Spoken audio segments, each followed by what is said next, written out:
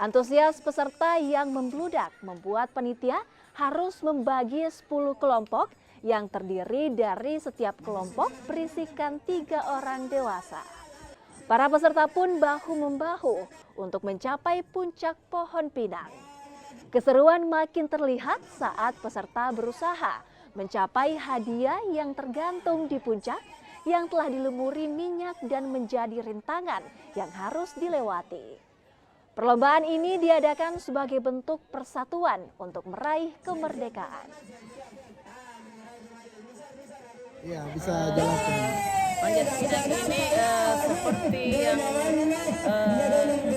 setiap tahunnya anak Forum Remaja Kreatif Malengkeri selalu menyelenggarakan pesta 17-an di wilayah kita RW 2 RT 1 yang diselenggarakan langsung oleh anak Forum Remaja Kreatif Malengkeri.